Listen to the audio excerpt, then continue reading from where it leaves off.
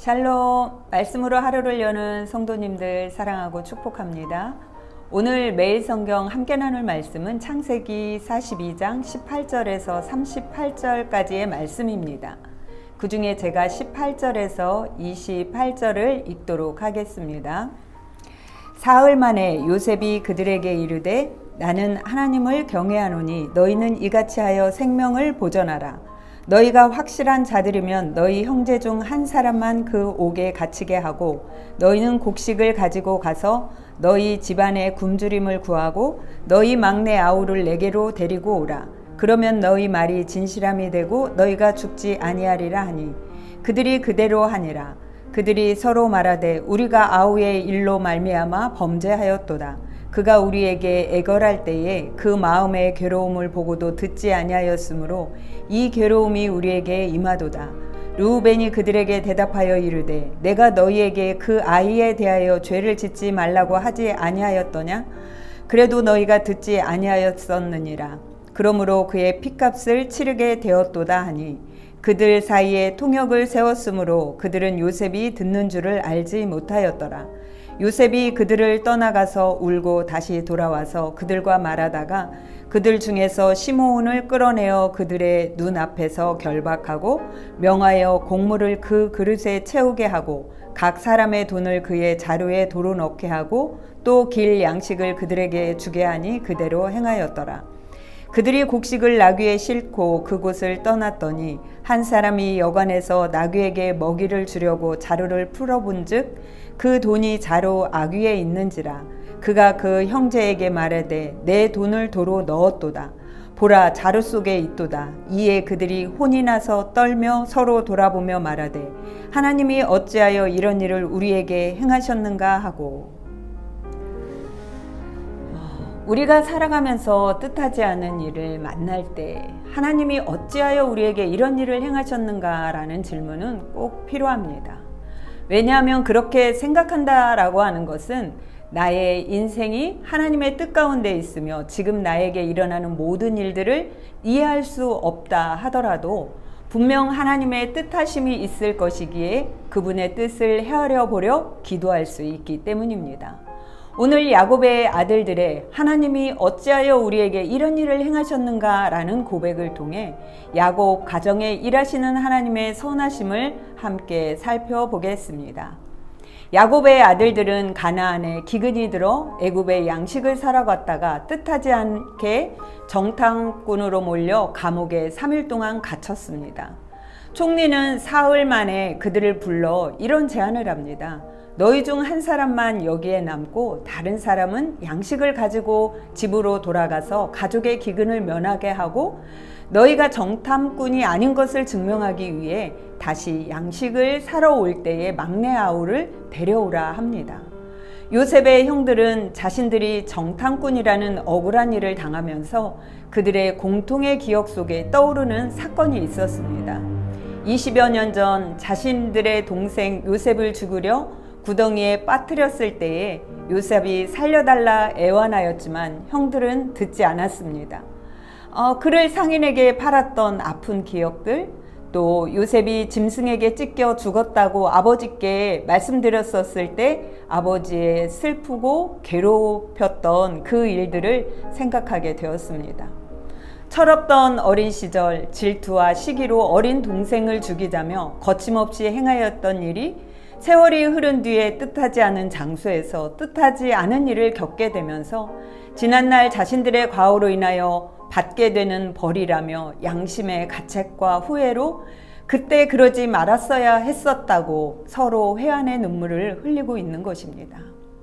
요셉은 형들의 말을 들으며 지난 20여 년 동안 이국에서 부모 형제를 그리워했고 고생했던 애증의 날들을 생각하며 눈물을 흘렸지만 하나님이 주신 꿈을 기억하고 형들을 아는 척은 하지 않았습니다.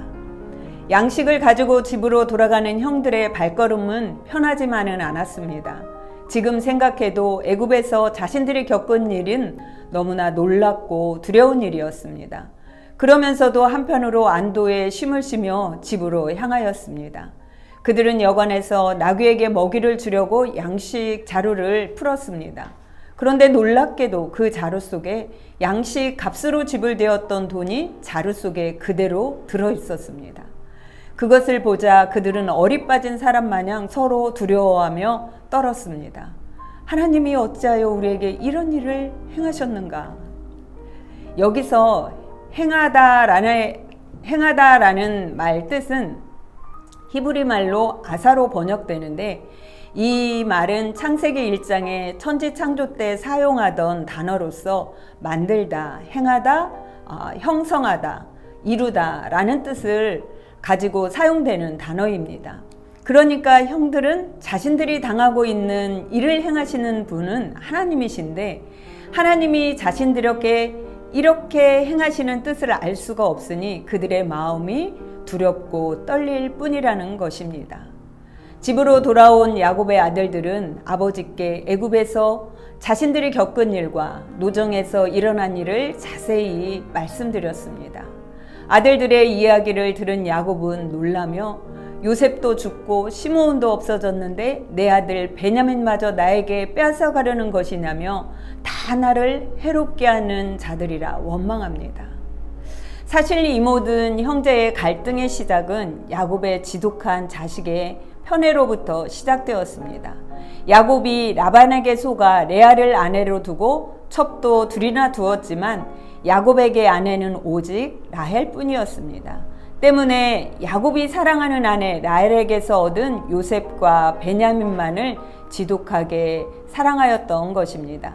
그러므로 형제들 사이에 시기와 질투로 인해 요셉을 죽음에 이르게 하였고, 다른 자녀들은 아버지의 사랑을 받지 못하는 씻을 수 없는 상처를 안고 있었습니다.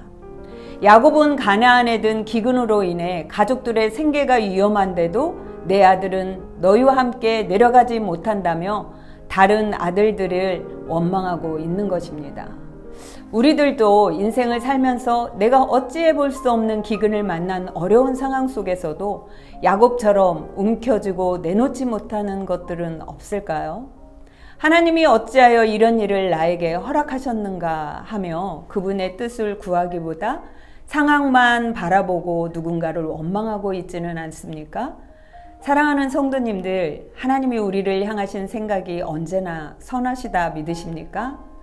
선하시다 믿으시는 줄 믿습니다. 그렇습니다. 우리를 향한 하나님의 생각은 언제나 선하십니다.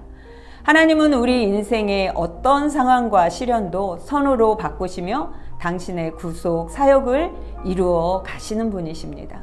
하나님이 우리를 향한 뜻이 선하시다 믿는다면 우리는 다 이해되지 않는다 하여도 선하신 하나님의 뜻에 순종할 수밖에 없습니다. 야곱을 만지시고 회복시키신 것처럼 하나님은 우리의 생활 하나하나 간섭하시고 세밀히 회복시키실 것입니다. 그런 하나님을 의지하기를 원합니다. 기도하겠습니다. 사랑의 하나님 아버지, 감사합니다.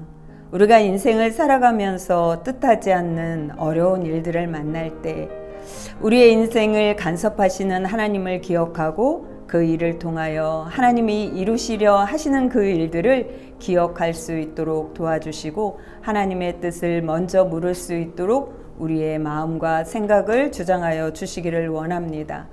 우리를 향한 하나님의 선하심을 믿습니다. 그런 선하신 하나님을 늘 의지하며 찬양하는 우리의 삶이 될 수 있도록 도와주시옵소서. 예수님 이름으로 기도합니다. 아멘. 우리의 인생이 광야 같다 하더라도 하나님이 우리를 통해 이루실 선하심을 기대하며 오늘 광야를 지나며 찬양과 함께 오늘 하루를 시작하시기를 바랍니다.